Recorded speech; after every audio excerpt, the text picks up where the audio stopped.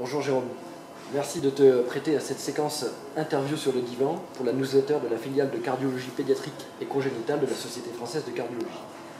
Alors nous avons réalisé il y a quelques semaines le 20 millième cathétérisme chez un enfant ayant une cardiopathie congénitale à l'hôpital Marie-Lannelongue.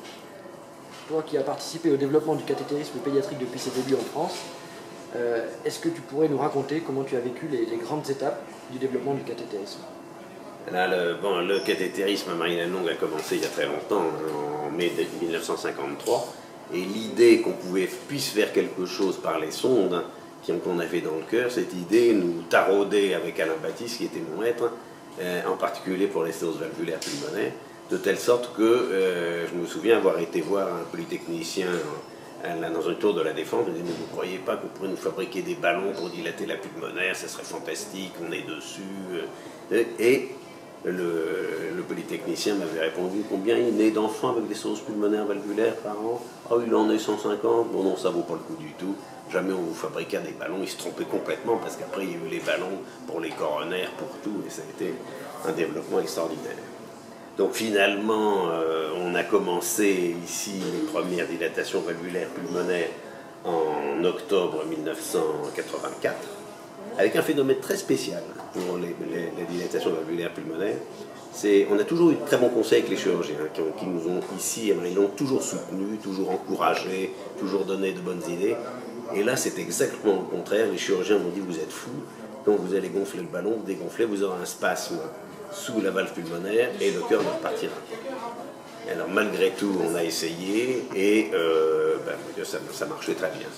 Donc là, il y a eu, c'était début des années 84, il y a eu une efflorescence de dilatation valvulaire pulmonaire.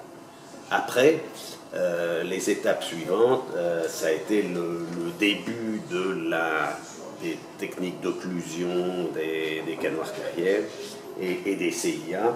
Et c'est très peu de temps après, c'est en 89 qu'on a fait les premières occlusions de canaux artériels, avec des prothèses qui n'étaient pas très faciles à manipuler, mais finalement ça se passait pas si mal que ça.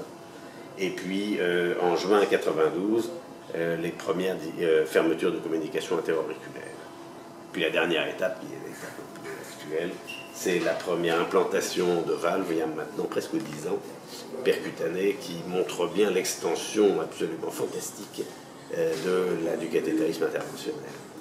Et avant le cathétérisme interventionnel, quel a été ton premier cathétérisme diagnostique, je dirais? Ah, tu veux que je te dise ça? Eh bien, c'est très curieux, c'était dans la vieille antre de M. Coronne à la Pitié, et c'était une sténose valvulaire pulmonaire pour cathétérisme diagnostique, et il se trouve que c'était le petit-fils de M. Forsman, l'inventeur du cathétérisme.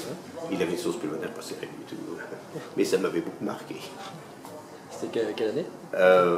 77 par la 76, je pense. Je peux me tromper maintenant.